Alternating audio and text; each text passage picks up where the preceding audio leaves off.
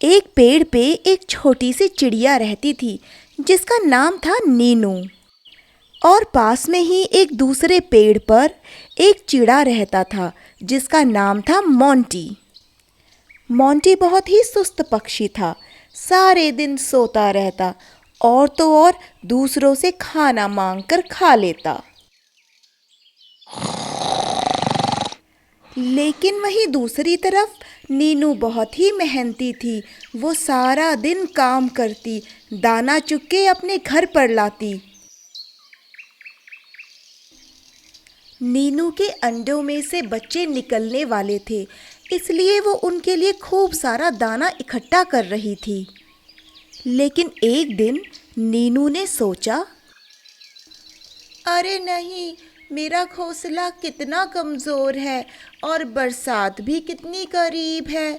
मुझे जल्द ही अपना एक अच्छा घर बनाना पड़ेगा जो कि काफ़ी मजबूत हो।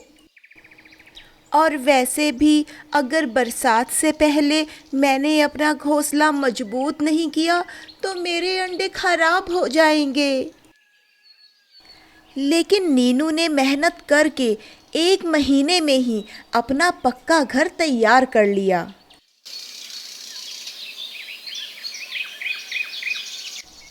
अरे वाह, मेरा घर तो तैयार भी हो गया। अब मेरे बच्चों को बरसात में भी परेशानी नहीं होगी। लेकिन दूसरी तरफ मोंटी ने सारा महीना सोते सोते ही गुजार दिया। ना तो उसने अपने लिए खाना इकट्ठा किया, ना ही बरसात के लिए कुछ प्रबंध किया। लेकिन एक दिन नीनू मोंटी के पास आके उससे कहती है, अरे मोंटी भाई, अब ऐसी भी क्या सुस्ती, और कितना सोओगे? देखो, अगर तुम्हें काम करना पसंद है तो तुम जाकर काम करो। तुम मुझे क्यों परेशान करने आई हो? अरे, मैं आपको परेशान करने नहीं आई। मैं तो बस ये कहने आई हूँ कि बरसात का टाइम आने वाला है और मुझे लगता है आपको भी अपना घर पक्का बना लेना चाहिए। अरे भाई, मेरा घर बहुत पक्का है। इससे ज़्यादा पक्का बना के और मैं क्या ही कर लूँगा।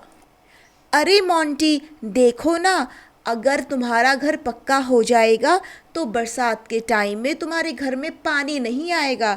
देखो, मैंने भी अपना घर पक्का बना लिया है। अच्छा, तो ये बात है। अपना घर पक्का बना लिया तो मुझे सुनाने आई है। और वैसे भी जब बारिश होगी तो मैं देख लूँगा। तुम यहाँ से जाओ और मुझे चैन से सोने दो। बेचारी नीनू अपना मुंह लटका के वापस अपने घर आ जाती है।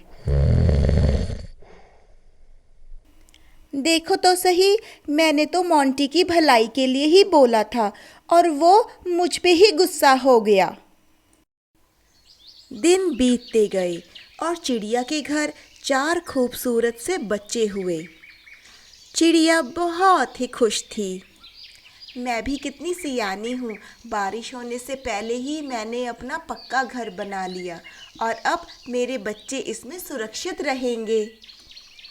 और देखो ना, मैंने अपने बच्चों के लिए कितना सारा दाना भी इकट्ठा कर लिया। अब मुझे बारिश में खाना भी नहीं ढूंढना पड़ेगा। अब मैं घर पे बैठ के आराम करूँगी। और बहुत जल्दी बारिश का मौसम भी आ गया। बहुत तेज बारिश होने लगी। लेकिन चिड़िया की मेहनत रंग लाई। उसके पक्के घर में एक बूंद भी बारिश का पानी नहीं आया। लेकिन मोंटी का घर तो पूरी तरह से बर्बाद हो गया। वो पूरा पानी से भर गया। अरे नहीं, मेरा घोंसला तो पूरा पानी से भर गया है और मुझे सर्दी भी बड़ी लग रही है। अब मैं क्या करूं? एक काम करता हूँ, नीनू चिड़िया की मदद लेता हूँ। उसका घर तो पक्का भी है। थोड़े दिन उसी के घर में रह लेता हूँ।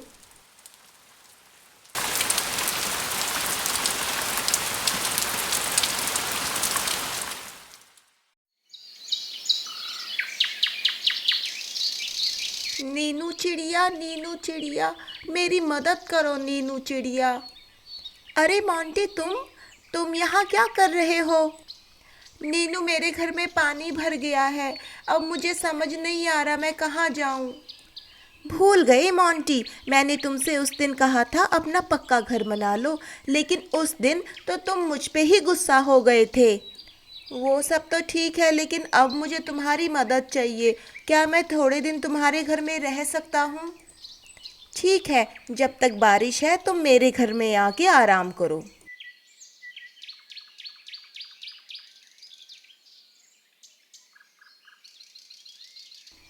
तुम्हारा घर तो बहुत अच्छा है नीनू। अगर तुम भी थोड़ी मेहनत करते तो तुम्हारा घर भी ऐसा ही होता मोंटी। अरे वाह, तुम्हारे घर में तो खूब सारा दाना भी है। मैंने बहुत मेहनत से ये इकट्ठा किया है मोंटी, अपने बच्चों के लिए। अगर तुम्हें भी भूख लगे तो तुम भी इसमें से खा लेना। ठीक है नीनू चिड़िया, तुम तो बहुत अच्छी हो। और मोंटी उस दिन नीनू चिड़िया के घर पे ही सो जाता है।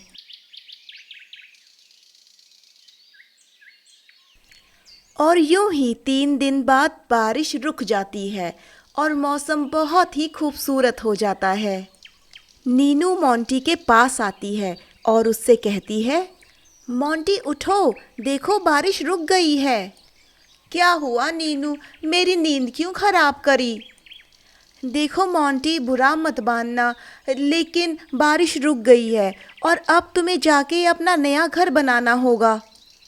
क्योंकि मोंटी बहुत ही आलसी और बहुत ही सुस्त होता है, इसलिए नीनू की ये बात सुन के वो बहुत परेशान होता है।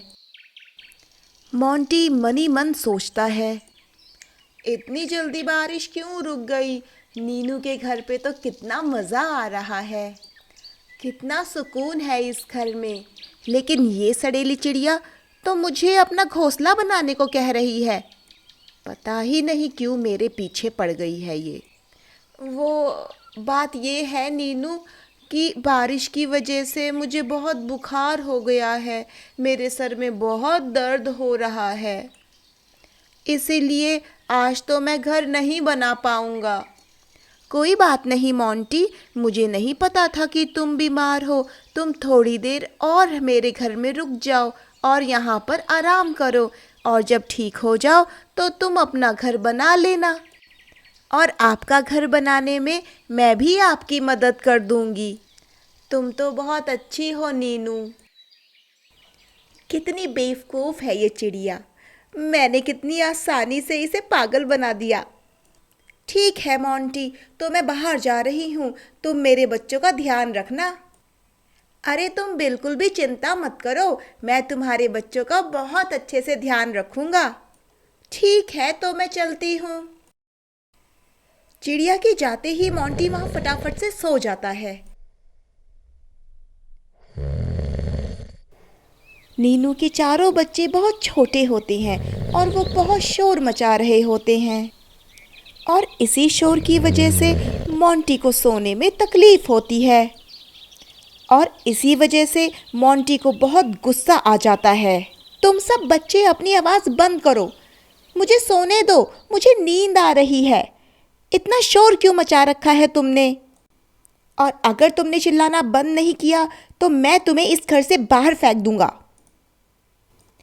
चिड़िया के बच्चे डर जाते हैं और चुपचाप बैठ जाते हैं, और मोंटी आराम से सो जाता है।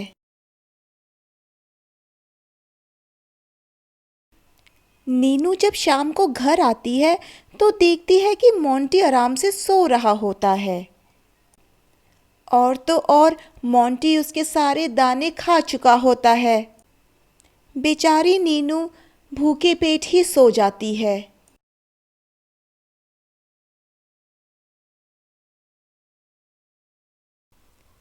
सुबह नीनू जल्दी उठ के मोंटी को भी उठाती है। मोंटी उठो। हाँ हाँ बोलो नीनू, क्या हुआ? मोंटी मेरे साथ चलो। नीनू मोंटी को उसके घोंसले के पास लेके जाती है।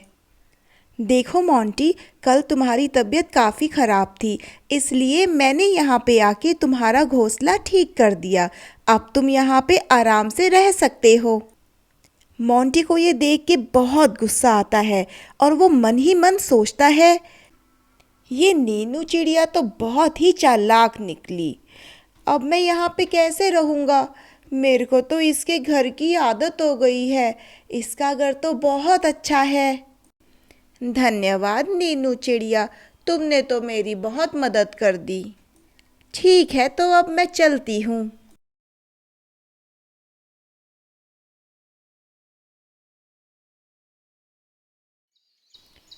और कुछ ही दिनों में मोंटी वापस नीनू चिड़िया के घर आ जाता है। नीनू चिड़िया, मेरी मदद करो नीनू चिड़िया। क्या हुआ मोंटी, तुम वापस क्यों आ गए?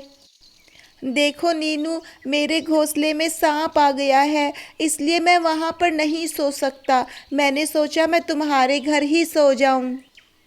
लेकिन इस बार नीनू को सब समझ आ गया कि मोंटी बहुत ही सुस्त है और बस बहाने ही मार रहा है। देखो मोंटी, मेरे बच्चे अभी बीमार हैं।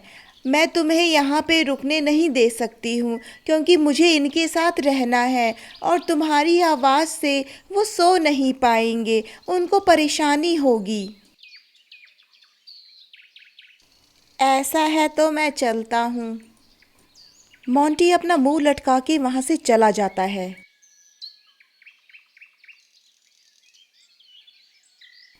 लेकिन अगले दिन फिर मोंटी कोई दूसरा बहाना लगा के उसके घर वापस आ जाता है।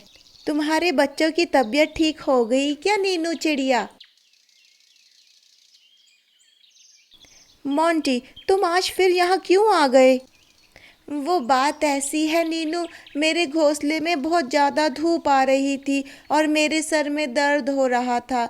मैंने सोचा मैं थोड़ी देर तुम्हारे घर पे आराम कर लूँ। देखो मोंटी, मेरे घर पे कुछ मेहमान आने वाले हैं। मैं तुम्हें आज यहाँ नहीं सुला सकती हूँ। कोई बात नहीं, तो मैं वापस चला जाता हूँ।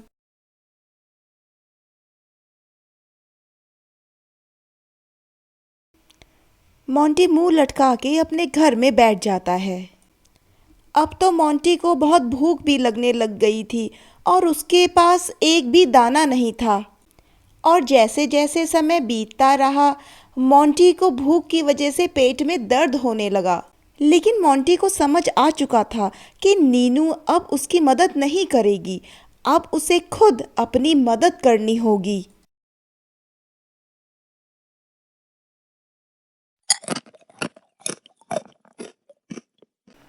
नीनू को ये देख के बहुत खुशी होती है कि मोंटी अब मेहनत करने लग गया था।